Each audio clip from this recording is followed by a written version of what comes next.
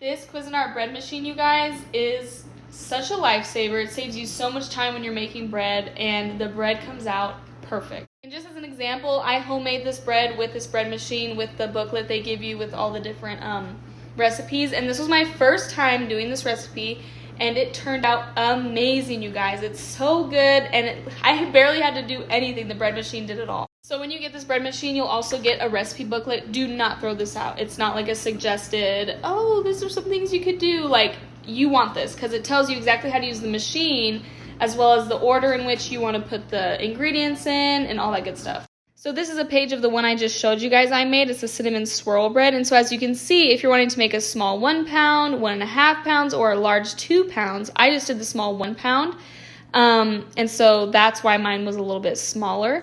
I also really like how they give you different sizes because depending on how many people you're feeding, you can decide on which one to choose. And it's just my husband and I here, so we just chose the small one. So this is how most of the pages will look. They'll show you the ingredients for depending on how big you want it, and then show you some are optional and how to do it. And then it says in a small bowl here, combine the granulated sugar and cinnamon, so these two up here. There's granulated sugar again in the recipe, but that's with the dough in the machine. So that's why I like how they list everything in order exactly how you're supposed to do it in the amount. They won't put the granulated sugar all in one row and show you the amount so you get confused. They split it up.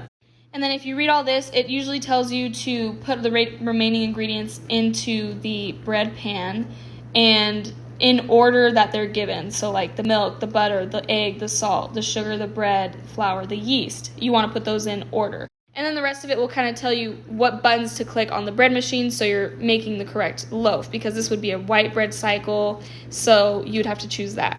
And so here's all the buttons. It may look a little confusing when you first look at it, but it really is simple, you guys. Once it's plugged in, you can click the loaf, and the page will tell you what kind of loaf you want. It'll show you like the 1 pound, the 1.5, or the 2 pound, or the light, medium, dark crust. So it'll show you how to do that, and it'll tell you exactly how to do that in the booklet. So it's really simple. And then if you ever just need to stop it and pause it or start it, you can always just do that on your own. Or there's also recipes that tell you to pause it, like mine did, because I had to add the cinnamon sugar mixture into the dough after it was kneaded. So I had to pause it for that and then put it back in and then start it again. I like how it gives you a little window, but you can always just open it. It never locks it, but I would always be careful because when it's baking it gets hot in here. But so here's what the bowl looks like. You can just pull this out. Pretty simple.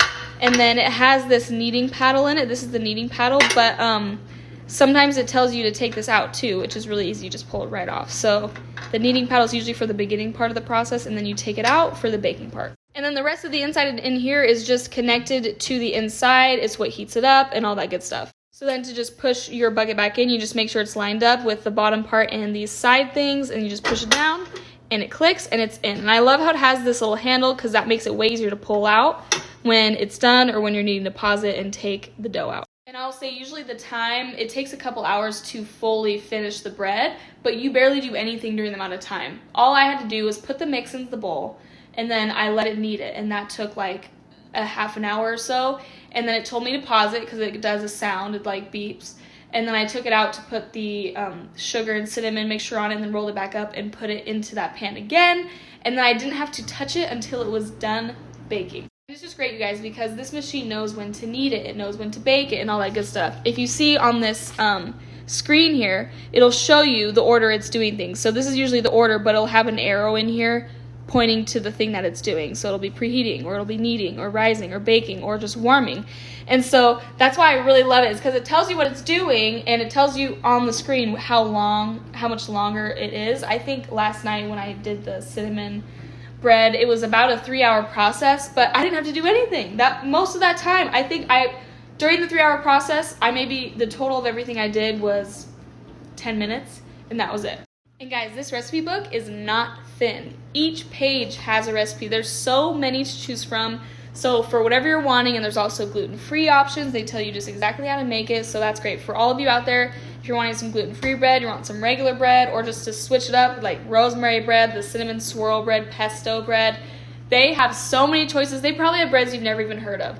So I would totally get this, you guys. Not only will you save so much time, but you'll be able to make homemade bread, and it'll be absolutely delicious.